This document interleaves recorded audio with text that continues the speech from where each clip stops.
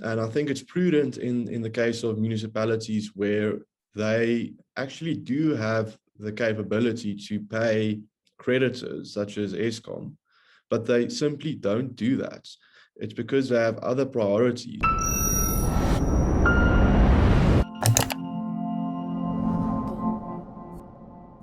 Business group Sarkiliga has submitted a promotion of access to information request to the Auditor General's office. Sakeliga is seeking more details about the financial affairs of 154 municipalities across South Africa. Joining me to discuss this is Tian Alberts. He is a legal officer with Sakeliga. Tian Alberts, welcome to the Center for Risk Analysis. Thank you, David. So Tian, you've put forward this application to the Auditor General's office. Why is Sarkiliga seeking to obtain this information from the AG? Well, David, so it's because we've seen at least one of these reports in respect of one municipality. And the picture there is very striking. And the Auditor General has done a good job of detailing the corruption and decay and the mismanagement in respect of the municipality that we've already gotten a report of, which is in Northwest. So what Sarkiliga wants to do now is to obtain these management reports in respect of 154 problem municipalities across the country. Now, the special thing about these reports is that unlike the general reports of the Auditor General, the annual reports, these management reports actually go beyond just financial irregularities. They actually detail specific problems in the management structures of the municipality, especially stuff like corruption, things like a lack of oversight. And the great thing is, if you get these reports over a span of, let's say, 5 years, you can see the recommendations of the Auditor General just being ignored year over year, and that's what Sakeliga is interested in now, in respect of all of those other municipalities where service delivery simply isn't taking place. Enjoying this analysis? Click here to sign up for our 30-day free trial for more content from the CIA. So Tian, Sakeliga has been involved in a number of high-profile cases with regards to local governance. How does this latest application fit into Sarkiliga's broader litigation strategy with regards to slowing the spread of state failure in South Africa? Well, we want to facilitate and promote flourishing and self-reliant business communities. Now, a very basic prerequisite for that is basic service delivery. That is why we are involved in municipal litigation, where there is no reliable water or electricity sources or service delivery, reliable roads, etc.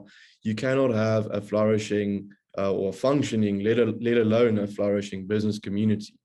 And that is why we are undertaking litigation in Northwest at the moment. We're asking for a basic remedy, and that is, among other things, to have a special paymaster appointed by the courts so that funds for critical service delivery, such as water and electricity, can be paid out from a ring-fenced account directly to the suppliers, as opposed to falling into the bottomless pit, which is the general budget of the municipality, and just being spent irregularly, wastefully, and on a very overblown wage roll or salary roll. Okay, so this is a way to bypass corrupt or ineffective officials who are misgoverning some of these municipalities. And as we've documented on the CRA channel, many, particularly rural municipalities, are in a state of utter collapse. So this, I think, is a good way to push back against some of the state failure symptoms that we're seeing across the country. Yes, certainly. And what we're not trying to do is we're not trying to bypass the existing legislative framework. The idea of a special paymaster was invented by the Constitutional Court itself in respect of other issues, such as land claims, where there was insufficient internal capacity to process land claims. So we want to draw upon existing conceptualization, or remedies rather, that have been invented within the existing legal framework. And I think it's prudent in the case of municipalities where they actually do have the capability to pay creditors such as Eskom, but they simply don't do that. It's because they have other priorities, not necessarily because they can't. Because if you think about it, towns that are on prepaid electricity systems, for instance, do pay upfront for their electricity. Why is Eskom not then being paid? And that is where the special paymaster can come in.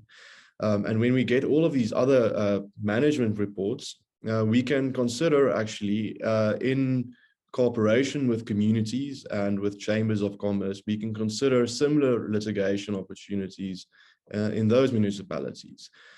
So this has just turned into a bigger project, and we started off with one municipality, and who knows what can happen in respect of the rest of them. So Tian, yesterday on the channel, my colleague John Endres and I were discussing the case of Koingnas in the Northern Cape, where a community group that has taken over many of the critical services that the municipality is no longer able to provide has actually been prevented from doing so by a court order.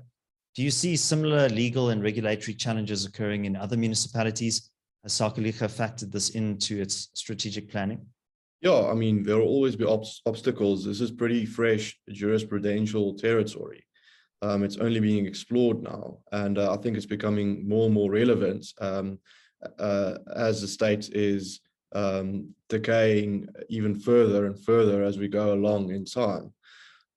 So obviously there are obstacles, legal obstacles. We've received opposing court papers in our litigation in Northwest, where the municipality is pushing back and saying, making our legal arguments as to why we cannot claim this relief. But in this currently, what Sakeliga is starting off with is not to say that at this point we're not arguing that the community should take over service delivery infrastructure. We're not opposed to that, and that is something that we'll explore in time. But at this moment, what we are asking for is that simply that the existing structures are used, and we have a special paymaster that is overseeing the finances in respect of critical service delivery.